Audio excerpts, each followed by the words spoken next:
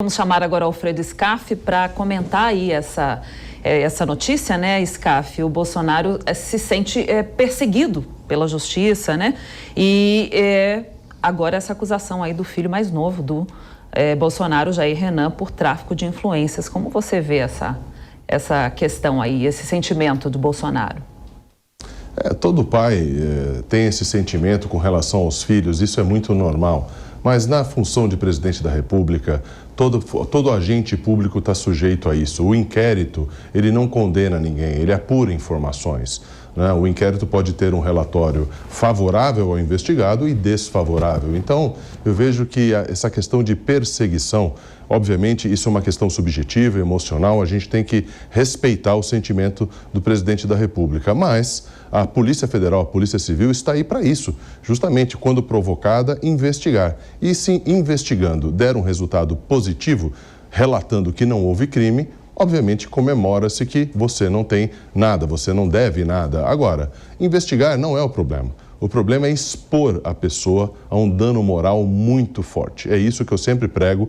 Eu vejo que determinadas investigações não poderiam ter a liberdade obviamente, de divulgação, deveriam requerer um certo sigilo do inquérito, justamente para preservar pessoas que podem ser prejudicadas para o resto da sua vida, mesmo que o relatório, né, a finalização do inquérito seja, obviamente, que não houve crime nenhum.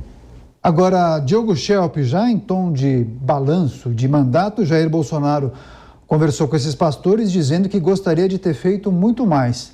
Mas alguns eventos, alguns episódios não permitiram que ele fizesse tudo o que estava planejado, como, por exemplo, a questão que envolve o desastre de Brumadinho e, sobretudo, pandemia. Mas ele voltou a bater naquela tecla, né, de que governadores e prefeitos acabaram tomando medidas, sobretudo no fechamento dos comércios, aquela história da economia.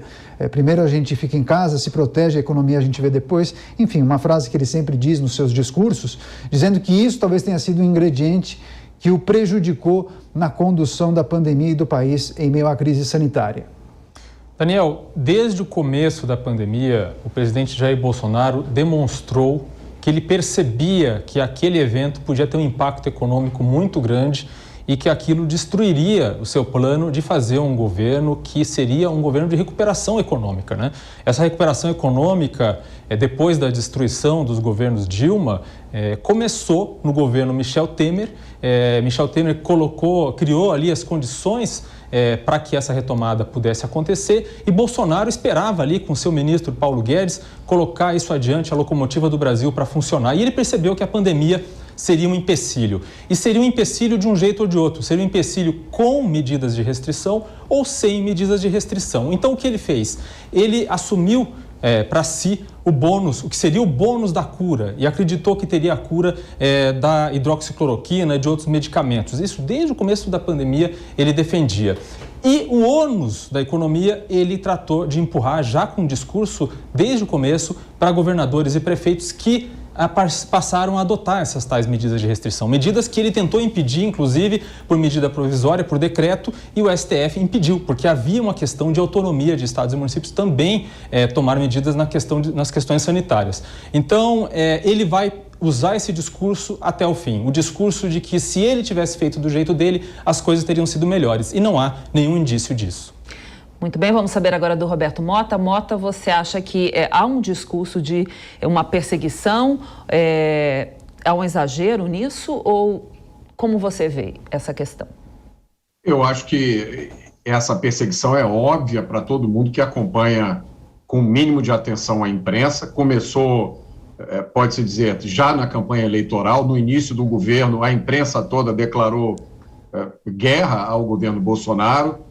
Todas as notícias negativas são amplificadas, boatos são replicados como se não houvesse amanhã, e as notícias positivas são distorcidas ao máximo para que soem como negativas, tá?